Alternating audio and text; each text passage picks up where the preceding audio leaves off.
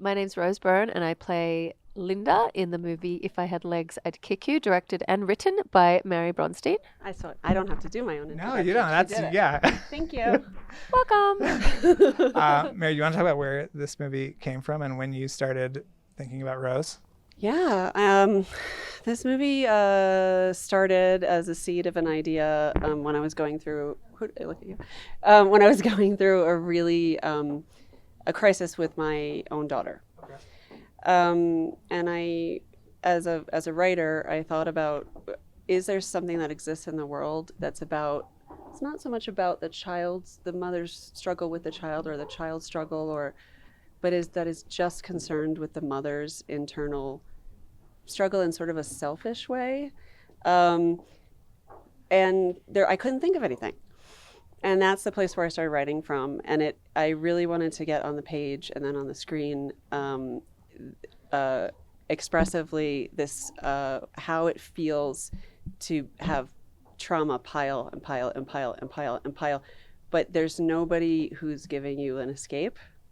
You can't escape. And Rose was always at the very top of my list of people. I was a big fan of hers, always, of course, and I always wanted to work with her. And then when I was thinking about casting this project, I happened to see the first couple episodes of Physical, and I was like, there you go. There you go. She can do it. She can do this. She can do this. And we started working together very deeply, and the film is the result of that. Rose, do you want to talk about what you saw in this? And I'm assuming it was maybe a hard thing to articulate from your point of view, just what this movie was going to look like and feel like. Yeah. And so, yeah, talk to me about all of that.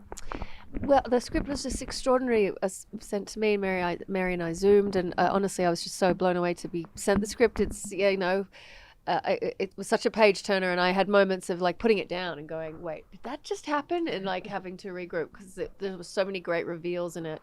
And then speaking with Mary and learning it was a personal story for her. And in terms of the cinematic sort of language around it, we talked a little about that, but more about the feeling of things and the feeling of the void and the feeling of certain sequences in the movie. So I always knew what the feeling that might be, or I could relate to it, I suppose, right, is what I'm trying to say. So, yeah. You want to talk about that, Mary? Yeah. I feel like the phrase that I said the most during the entire process of getting the movie, having A24 make the movie and talking to cast and getting it is, and on set is trust me. Trust me. Well, what is it actually going to look like? Trust me. Yeah. I cannot tell you because I have to make it and show it to you. There's no way, like if you watch the movie, I did write in the script sort of a visual description of what I call the void. But truly, there's no way to describe it because it's a moment in the film that's in the film because it's expressing something that has no words, mm-hmm, right? And so that and a couple other ideas that are highly conceptual, I was really just like, trust me, guys. And I was so lucky to be partnered with A24 who did trust me. They said, okay, this is your vision. They saw that I had a vision. And I was able to do it. Well, let's talk about that because, getting a movie made at all is impossible. Getting a movie made by a female filmmaker seems even more impossible. I mean, obviously having Rose Byrne be a part of it has probably helped, but how did you kind of overcome those hurdles and tell me about, yeah. The only reason why I'm sitting here is because I never gave up and I never took no for an answer. Somebody said no, I go to another person. Someone said no, I go to another person. Someone said no, I said, you don't really want to say no. And I come back and tell them again. And it honestly, what you're saying is so true. And I have like a deep belief in the fact that it's a shame.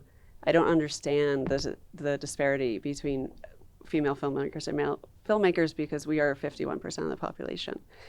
We do not create 51% of the art that is consumed in America. And I wish that was the case. There's a lot of reasons why not, but we won't get into it.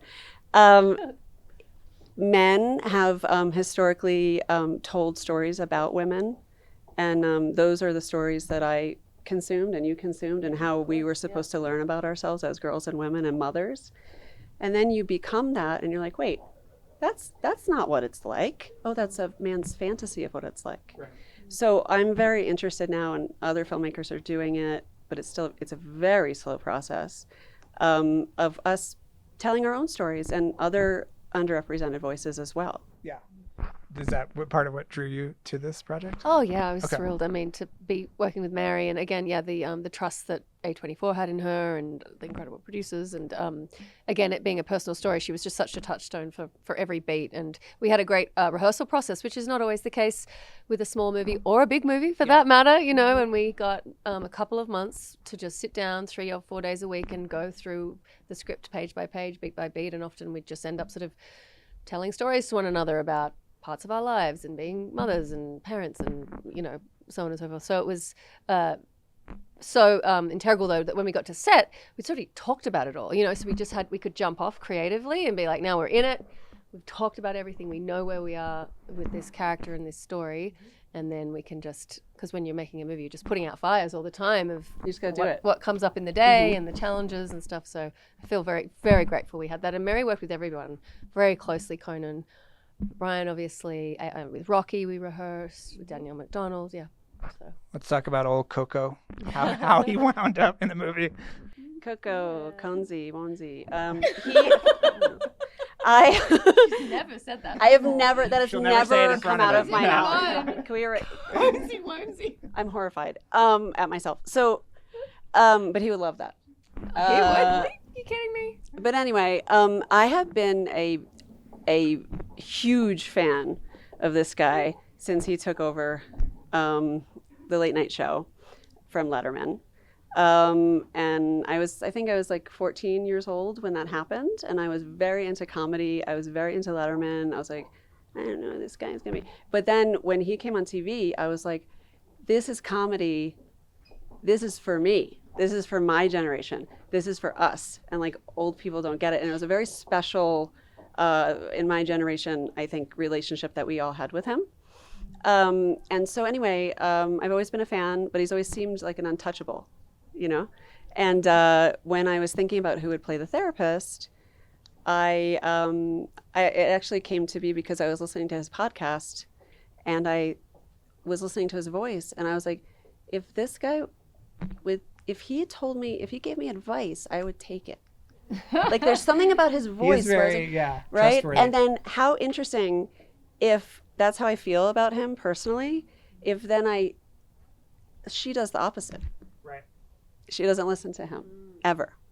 And that was interesting to me. And when I approached him, he said, look, I don't know if I can do this. I've never done this. It might be really bad. If I'm really bad, you can fire me at any time. We'll still be friends. And I was like, no, you can do this. Like I could see he could do it. And I worked with him very intensively. And he was game. He was like, I've never done this before, and that's why I want to do it. Yeah. And that's his spirit, really. How was he as a scene partner? Incredible, but so respectful and very, you know, collaborative, and took it very seriously, incredibly seriously. Was never trying to go in for the gag, and the scenes are funny because they're very heightened, and it's such a, clearly he's not doing a good job and she's not a good patient, and it's like, it's not really what therapy should look like. A successful therapy relationship. So and he, you know, it was a very fine needle we were threading these scenes, and they were very intimate, and I felt immediately, I just could feel his presence being on board, and I felt it was great. Yeah. Everybody that went to the screening the other night saying I was a mess. Anxiety inducing. Maybe they need therapy after seeing the movie. When did you realize, okay, I got it? Like I hit exactly the mark that I was trying to with this thing. I would say you mean at the screening? At the screening. Well, I mean, was it like did you show it to somebody and they had a breakdown? Like when did you know? I would say that the most satisfying experience I ever had, and I will never top it, is when Rose watched the movie. Okay. And no, for real. And she waited until the very end, and I kept saying, do you want to watch it? Do you want to watch it? And it's, if you see the movie, the movie is Rose. She is the movie. Her face sustains you for almost 2 hours. And that is an unusual power to have, and she has it. and but it's a lot. To And the watch. camera was like right here. When we set up a private screening, and she watched it in the theater by herself, and I sat outside of it, and I'm so familiar with the film that when I would hear the sound rumbles, I was like, okay, that's where this is happening. And Rose walked out in such a way that she didn't have to say anything. It was I don't know. Yes, what I you wanna couldn't really but say anything. You I didn't. stumbled out.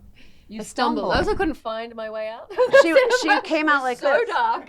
No, it was an incredible cinema experience. It was so dark, and then I was like, I was like, You looked like really a blind, like you I couldn't came see. out of a tunnel, Yeah. literally and figuratively. And that- Honestly, and very that was- confronting watching it. And then we went out to dinner and had very deep discussions Yes. about it, and that for me, nothing could top that. Aw. That's love what that. it is. Yeah, That's no, what it is. no, it was Well, very yeah. moving to watch. We can't top that answer. So thank you guys both so much for coming in. It was Thank so you. lovely. to Thank you. talk with Thanks, guys. Yeah.